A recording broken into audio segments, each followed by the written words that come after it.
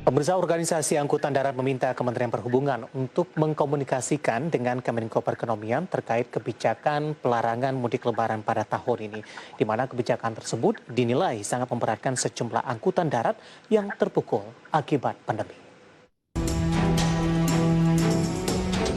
Organisasi Angkutan Darat meminta Kementerian Perhubungan agar dapat mengkomunikasikan dengan Kemenko Perekonomian untuk minimalisir dampak kebijakan pelarangan mudik lebaran pada tahun ini, di mana kebijakan tersebut dinilai sangat memberatkan sejumlah angkutan transportasi darat yang tengah terpukul akibat pandemi COVID-19.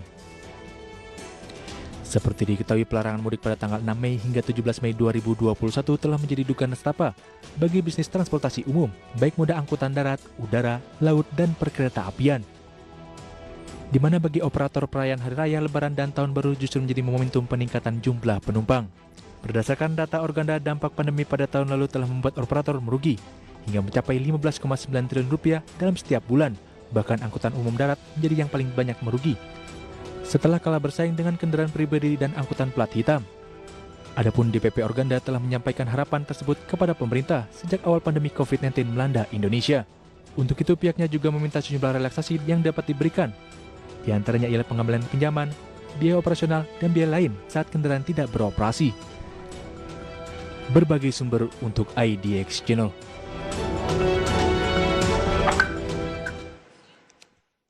Terima kasih untuk Anda yang masih bergabung bersama kami di Market Review, dan di segmen ini kita akan bahas topik pelarangan mudik dan dampaknya kepada sektor transportasi darat. Dan saat ini kami sudah terhubung melalui via Zoom bersama dengan Bapak Ateng Aryono, merupakan Sekjen Organda. Kita akan langsung sapa saja Pak Ateng. Selamat pagi, apa kabar Pak? Selamat pagi, Pak David. Apa kabar? Kabar baik.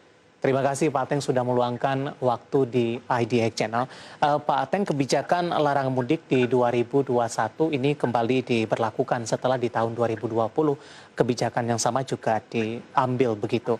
Bagaimana tanggapan dari Organda Pak terkait dengan kebijakan ini? Apakah ini sudah sesuai dengan keinginan Organda ataupun ada beberapa catatan tertentu yang harus mungkin bisa dievaluasi, Pak Ateng? Ya, jadi begini, kita kan mesti melihat satu kenyataan ketika mudik itu atau era angkutan lebaran, ya masa-masa angkutan lebaran itu adalah kesempatan bagi usaha angkutan umum untuk mendapatkan demand lebih. Ya. Itu poin pertama. Itu secara tradisional pada suasana normal itu yang terjadi. Nah, kemudian ketika pada posisi terjadinya pandemi COVID ini, maka sesungguhnya kami mengerti, sangat mengerti posisi pemerintah kenapa melakukan pelarangan. Nah, pada dasarnya kami pun selalu mengikuti apa yang arahan pemerintah di dalam penyelenggaraan angkutan jalan ini, di mana kami akan jadi bagian di dalamnya sebagai pelaksana atau sebagai operator. Nah, itu yang ada. Sehingga kalaupun toh mengingat yang tadi, yang pertama, kami sesungguhnya keberatan kenapa mudik dilarang. Tapi di sisi lain kami pun paham bahwa posisi ini tentunya akan menjaga seluruh komponen masyarakat itu untuk tidak tertular pandemi COVID. Itu poin yang ada. Nah, tentunya kami berharap bahwa pada posisi ini ada pemahaman lah dari pemerintah agar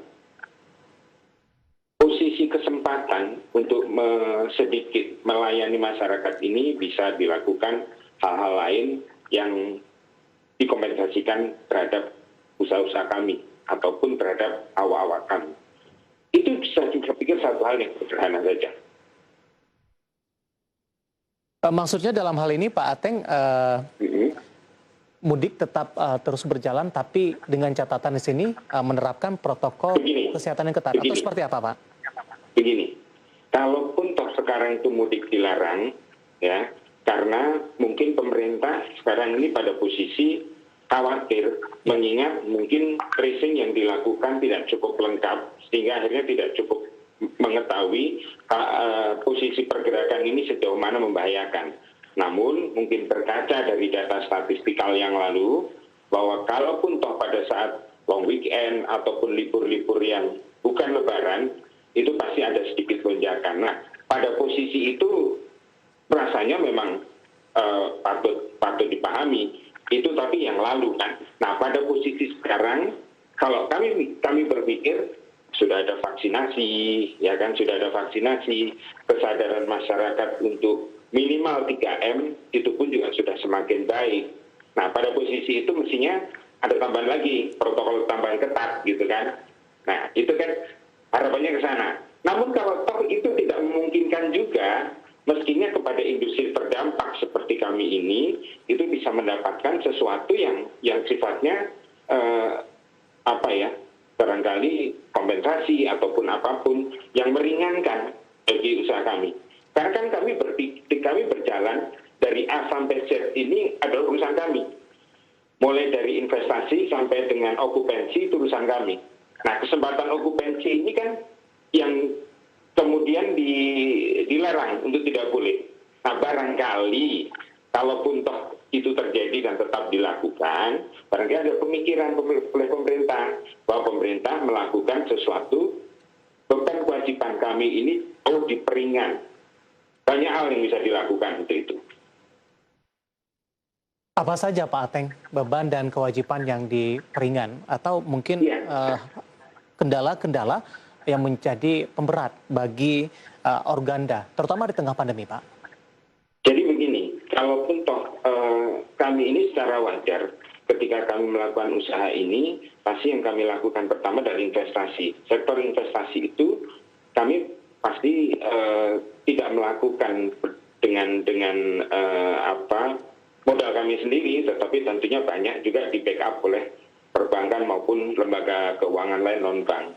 Nah, pada posisi ini kami kan terus harus melakukan pembayaran. Kami tidak ingin tercatat menjadi sesuatu penunggak ataupun kemudian menjadi tercatat di blacklist macam itu, sehingga akhirnya kami tidak punya kesempatan lagi di waktu berikut. Kan nggak pingin, ya.